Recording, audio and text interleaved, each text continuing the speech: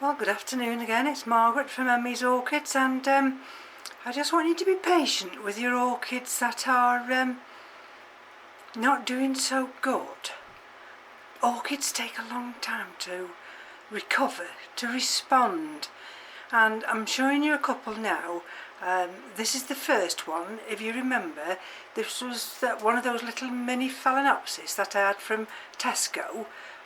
I think it was October last year, and I put them both into semi-hydro, and then I think it was sometime in December, if I can remember, one of them started to deteriorate and lost all its roots, and eventually lost that one.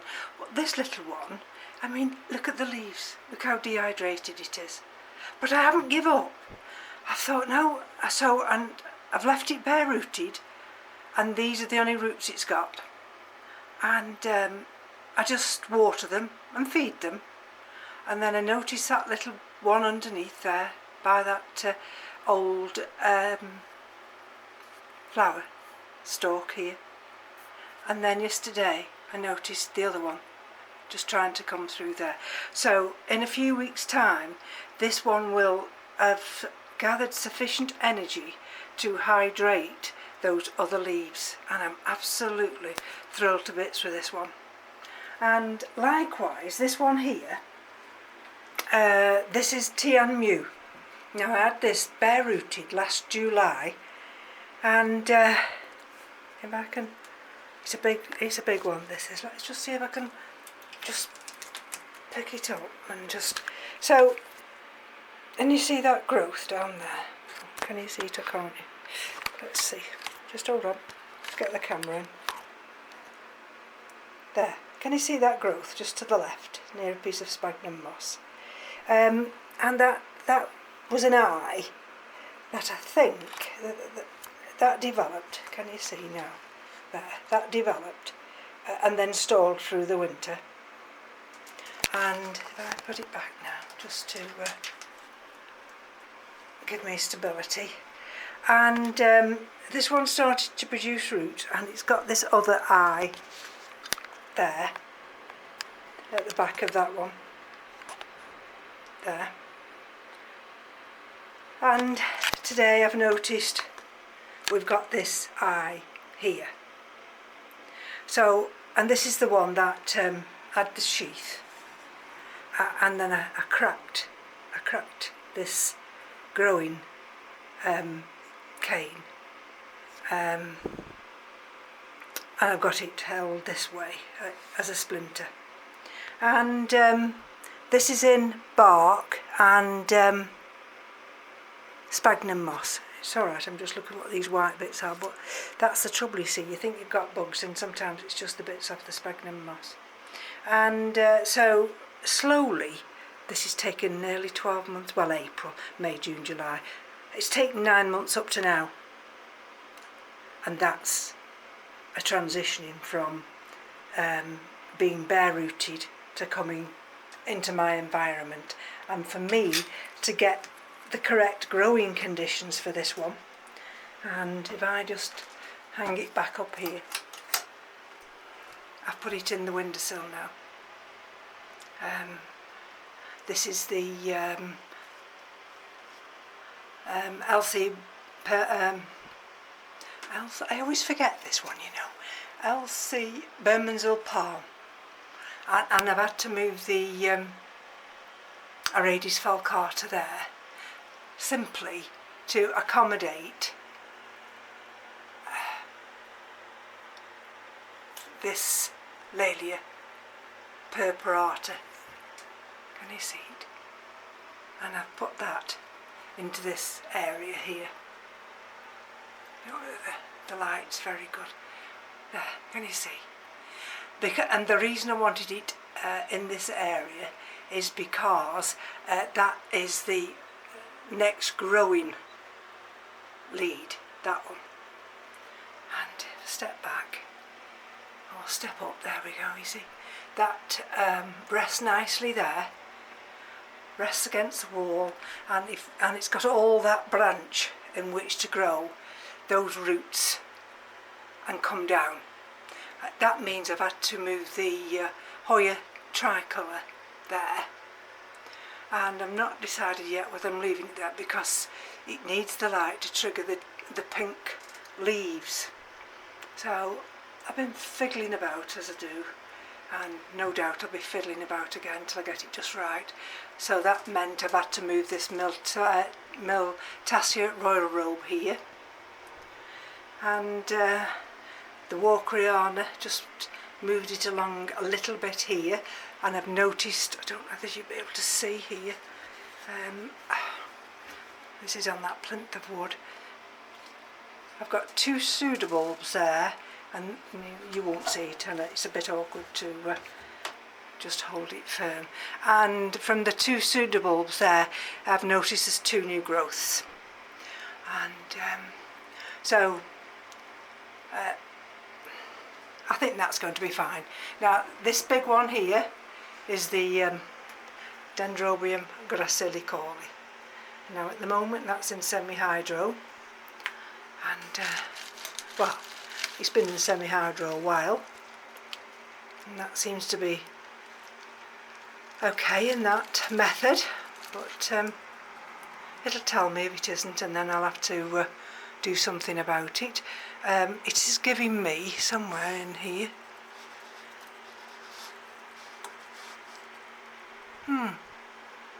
maybe I was mistaken with that one. I thought it had got a new growth.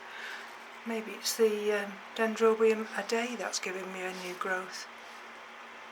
Well, never mind. That one, of course, is the Dendrobium tetragonum, and that's got 2 new pseudobulbs developing, but that has to stay in the shade, like I've said before, haven't I? And of course that's the Sedaria japonica.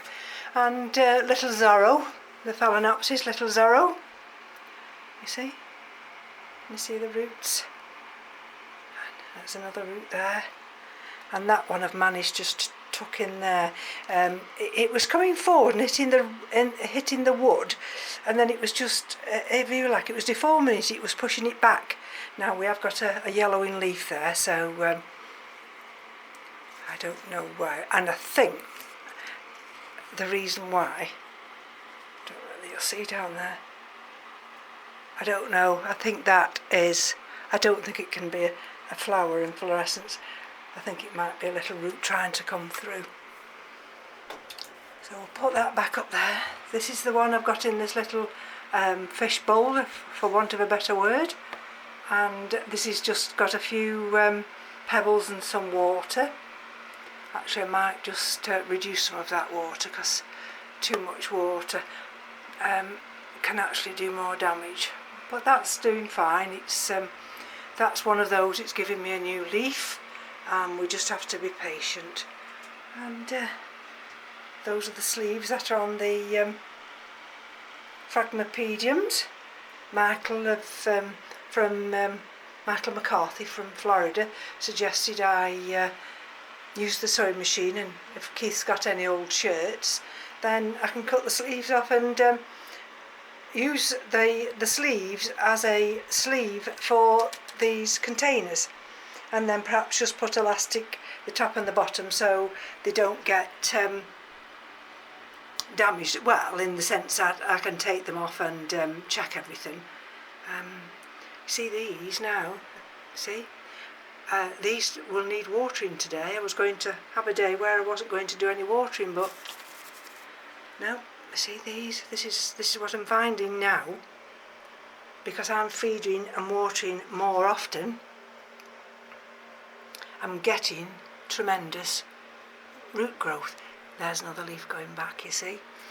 There's another root appearing, and this one, I'm still waiting for this one to see that area there, to give me a root. I've got 2 areas, that red part there, and you'll see the other part there, and I keep just watering this every day. You'll see some of the leaves are struggling a little bit, but it's got to find the strength to put out some roots. And of course this is Vanda Peaches. That's got 2 nice roots. And this is the other part of Vanda Curvifolia. They've already been hydrated today, as with the Rhynchostylis gigantica, and that's the other Vanda Curvifolia there. Yesterday all these got watered, and is it this big Howard Jim Princess? Let's have a look. Have to be careful. Oh, can you see a root there? Roots there, and so I have to be careful now when I put it in the outer pots, but because they were watered well yesterday, they stay here. I've got some more roots coming there. They stay here to dry, and this is the Phalaenopsis Traspus purple. We've got a leaf dying back there, but we've got that little inflorescence which hopefully will bloom at some point. At some point, she says. Excuse me, I'm just trying to put that wire down there. This is the what's this one?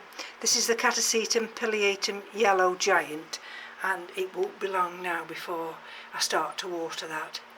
I've noticed that well, I'll show it you from here, whether I can show it from here or not.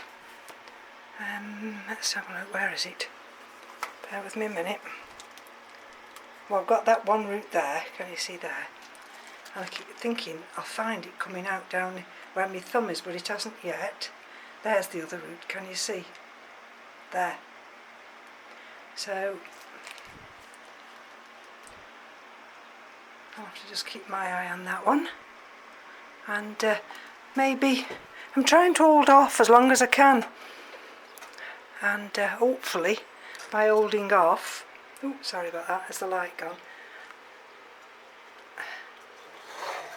By holding off, come on, refocus. There we go. The plant will be stronger for it. And so I've just manoeuvred some other things around here. That's the Vanda Addis Happiness, you see. These have all been watered today, again with this big one, and I've noticed down there we've got a green growing tip on that one, and of course this big one here, which is Pink Diamond, but I can lift it up without doing too much damage. Look at that for a root system. So thrilled to bits with that one, and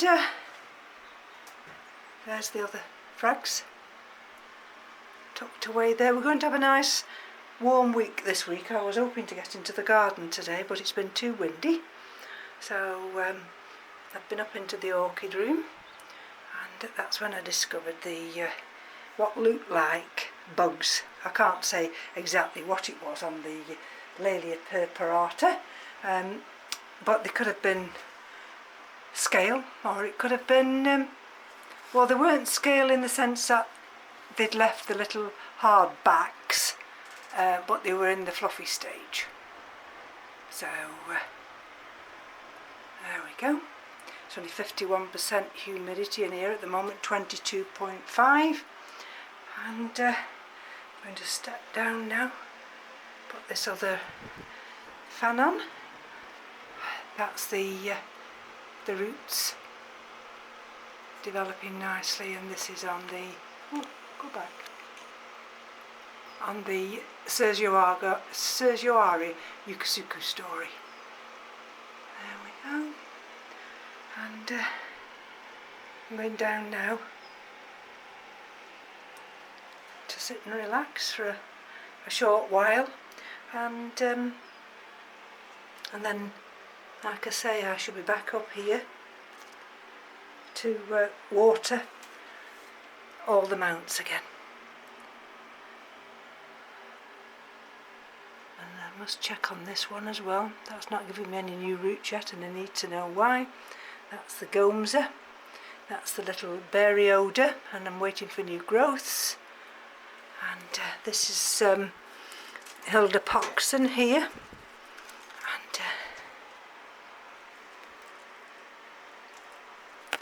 see if anything's happening here.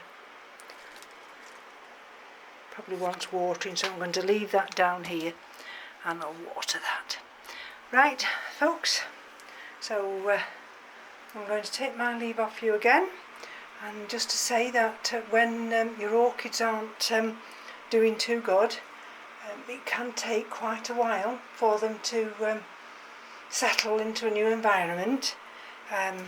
These phalaenopsis took a while before they started to send out nice new roots, and it's just the right time now, just the right time. Everything's taking off, and this is a time when they will produce the roots.